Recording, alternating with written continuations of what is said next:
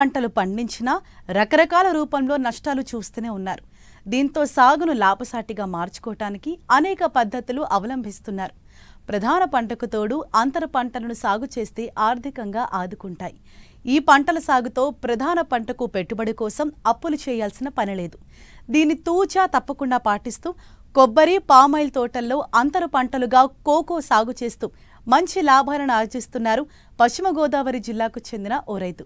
మరి ఆయన అనుభవాలేంటో ఇప్పుడు తెలుసుకుందాం.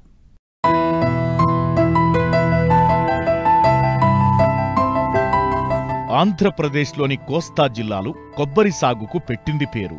అధిక వర్షపాతం, గాలిలో తేమ శాతం అధికంగా ఉండటంతో కొబ్బరి సాగుకు అత్యంత అనువుగా ఉంది. అయితే సాగు పెట్టుబడి పెరగడం, ఆదాయం నామమాత్రంగా ఉండటంతో ఏకపంటగా కొబ్బరి సాగు రైతుకు గిట్టుబాటు కావడం లేదు. దీంతో అంతర పంటల సాగును చేపట్టి మంచి ఆదాయాన్ని పొందుతున్నారు.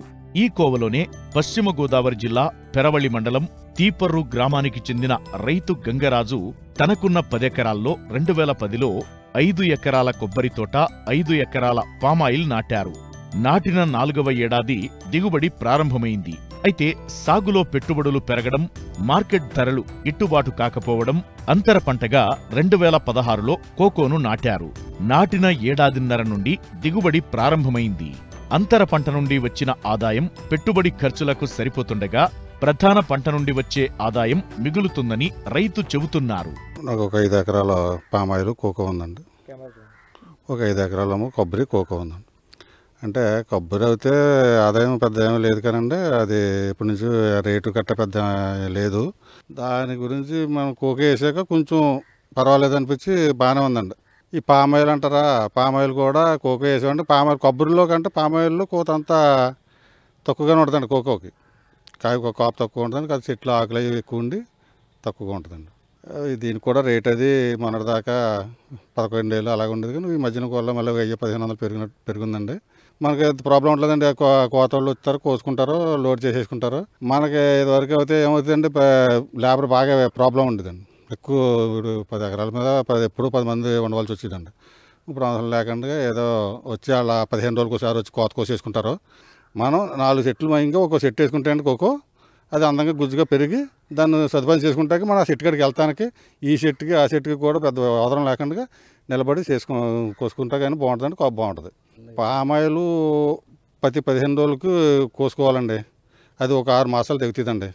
ఇంకా అక్కడి నుంచి మళ్ళీ ఖాళీగా ఒక 6 మాసాలు ఖాళీగా ఉంటుందండి చేను. ఆ 6 మాసాల్లో మనం మందులు, పిండ్లు, నేలతోళ్ళు, పెంటలు వేసుకుంటా దాన్ని మళ్ళీ సీజన్ వచ్చేటికి కాపీ కాయించుకుంటే ఒక 6 నెలలు తెగుతుంది. ఎకరానికే ఒక 10-12 టన్నులు తెగుతుందండి. శ్రద్ధగా చేసుకుంటే 15 టన్నుల దాకా తెగుతుంది. అంత యావరేజ్ని 10-12 టన్నులు కన్ఫామ్గా తెగుతుందండి. ఖర్చు అంటే అండి, మనం పిండి అది పెడితే ఎకరానికి ఎలా లేదండి 50,000 ఖర్చు అయిపోద్దండి. ఆదాయం ఉందండి 70-80,000. ఎకరానికి 25,000, 30,000 అలా మిగులుతుందండి. బాగా ఏదైనా సీజన్ ఉండి బాగుండి కదా, రేట్ అది బాగుంటే బాగుంటుందండి. గవర్నమెంట్ గిట్టుబాటు ధర ఇవ్వగలుగుతానండి. మనం విదేశాల నుంచి సరుకు రాకుండా మనలోనే ఈ పంటని డెవలప్ చేస్తాయండి. ప్రతి రైతుకు కూడా ఒక 50,000, ఎకరానికి 50,000, 60,000 అలా కూడా మిగులుతుందండి. వీటిలో ఇంకా ఇది ఏమన్నా అయిపోతే ఎక్కువగా మళ్ళీ కోకో ఇది ఒక్క అంటున్నారండి. ఒక్క కూడా వేద్దాం అనుకుంటున్నామండి. మేము కూడా అది దాన్ని కూడా ఎలా ఉంటుందండి, ఇప్పుడు వరకు అయితే ఇంకా ఒక్కలో వేస్తున్నారు కానీ ఇంకా పంట పలతాయి దాన్ని సేల్స్ అది ఎలాగా ఏంటన్నది ఇంకా మాకు అవగాహన లేదండి. ఇప్పుడు అవగాహన తీసుకుని ఒక్క కూడా వేద్దాం అనుకుంటున్నామండి. ఇదివరకు చెట్టు ఎక్కితే 150 కూడా పడేదండి. ఇప్పుడు 10-5, 10-5, 4 కాయలు 5 కాయలు పడే చెట్లు కూడా దాంట్లో కోకో వేసాక దాన్ని కొంచెం కవర్ చేసుకోగలుగుతున్నామండి. ఇలా పర్లేదు. కోకోను, పామాయిల్ వేసుకోగలిగితే మన పంట దానికి గిట్టుబాటు ధర గవర్నమెంట్ ఖచ్చితంగా దాన్ని పెడతాయండి. రైతు ప్రతి ఒక్కళ్ళు కూడా కొంచెం సేఫ్ సైడ్లోకి వెళ్తారండి. గిట్టుబాటు ధర అన్నది నిర్ణయించాలండి. ఇది గవర్నమెంట్ చేతిలో పని అండి. ఇది చిన్న రైతు ఏముందంటే 2 ఎకరాలు 3 ఎకరాలు ఉన్నట్టు వేయలేడండి. ఇది వేసాక 3 ఏళ్ళ కాపు వస్తుందండి. కాపు వచ్చినాక దాన్ని మళ్ళీ ఆ రైతు ఆ 3 ఏళ్ళ దాకా దాన్ని పెట్టుబడి పెట్టుకుని 4 ఎకరాలు అయితే 5 ఎకరాలు అయితే దాని మీద ఉండి బతకలేడు కదండి. ఏదో వేసుకోవాలి కదా. అంచేత అలాంటి రైతుకు కూడా కొంచెం ఫెసిలిటీ ఇవ్వాలండి గవర్నమెంట్. గిట్టుబాటు రైట్ బాగుందిరా అనుకుంటే 2 ఏళ్ళు, సంవత్సరం ఏదో అంతర పంట కింద పండించుకున్నా పెంచుకుంటాడండి. అంటే పెద్ద రైతులు దీన్ని వేసుకోగలుగుతున్నారు. కానీ ఇంకా చిన్న రైతుల్లో చాలామంది దీన్ని వేపుకెళ్ళాలంటే గవర్నమెంట్ నిర్ణయం తీసుకుంటే అండి మంచి బాగుంటుందండి. కోకో మీకు మొక్క వేసాక జాగ్రత్తగా పెంచుకుంటే అండి సంవత్సరం 2 సంవత్సరాలు కప్పు వచ్చేద్దాం. మన ఇంట్రెస్ట్గా రైతు ఎప్పుడు దాన్ని సదుపాయం చేసుకుంటా, మందులు వేసుకుంటా, వాటర్ పెట్టుకుంటా. రేటు ప్రస్తుతానికి ఇప్పుడు 4-5. అంటే మొన్న ఒక నెల 2 నెలలు, ఒక 2-3 నెలలు 1000 రూపాయల దాకా వెళ్ళింది. సరుకు లేదు అప్పట్లో. ఇప్పుడు కొంచెం సరుకు అది వచ్చాక దిగిందని రేటు. స్టాండర్డ్ ఉండదండి ఈ పంట కూడాను.